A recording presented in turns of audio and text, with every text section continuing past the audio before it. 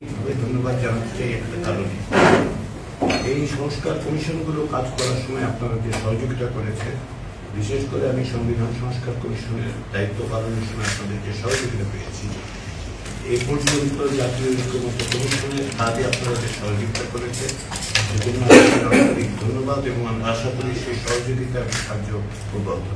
জাতীয় ঐক্যমত্য কমিশনের পক্ষ থেকে আজকের থেকেই শুরু হচ্ছে রাজনৈতিক দলগুলোর সাথে আলোচনা।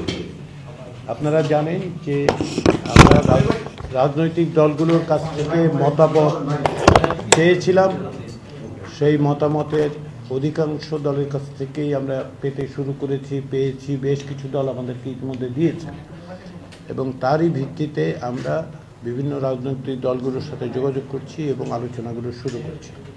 আমাদের এই আলোচনার আজকের থেকে শুরু এবং আগামী কয়েকদিন অর্থাৎ ছুটির আগে পর্যন্ত, আপনারা সকলেই জানেন যে স্বাধীনতা দিবস এবং ঈদ উপলক্ষে ছুটি, বেশ কয়েকদিনের ছুটি থাকবে। তার আগেই আমরা অন্তত পক্ষে 4টি রাজনৈতিক দলের সঙ্গে আলোচনা শেষ করব।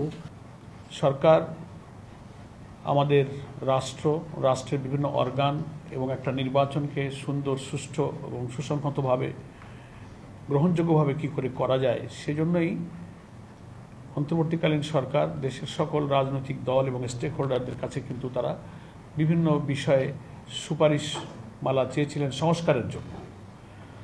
তো অ্যাকর্ডিংলি জামাত ইসলামী একটি বড় রাজনৈতিক দল হিসেবে আমরাও আমাদের পক্ষ থেকে সরকারের এই আহ্বানে সাড়া দিয়ে আমরা প্রথম পর্যায়ে কিন্তু সরকারের বিভিন্ন রাষ্ট্রের বিভিন্ন অর্গান বিভাগের ব্যাপারে আমাদের লিখিত সুপারিশ আমরা পাঠিয়েছিলাম।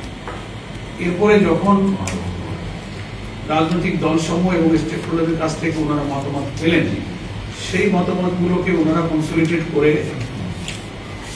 ভিন্ন ভিন্ন মত তো থাকবেই, দল যেহেতু ভিন্ন মত ভিন্ন হবে, এটাকে একটা ন্যাশনাল কনসেনসাস তৈরি করার জন্য জাতীয় ঐক্যমত্য কমিশন গঠন করা হয়েছিল। এটা headed by chief advisor professor Ali Riaz হচ্ছে কো-চেয়ারম্যান।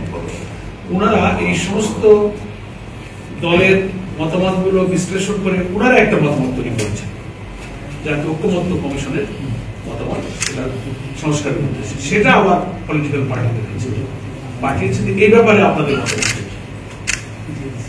আমরা কিন্তু সেকেন্ড টাইম এই ওপিনিয়নটা দিলাম কমিশনের কাছ থেকে পাওয়ার পরে। তো আজকে ওনারা 5 তারিখে চিঠি ইস্যু করেছিলেন আমাদেরকে। 6টা রিফর্ম কমিশনের রিপোর্ট ওনারা পাওয়ার পরে সবগুলো আমাদেরকে দিয়েছিলেন। একটা বাদে 5টা কমিশনের সুপারিশের উপরে আমাদের মতামতটা খুব আগেই চেয়েছিলেন।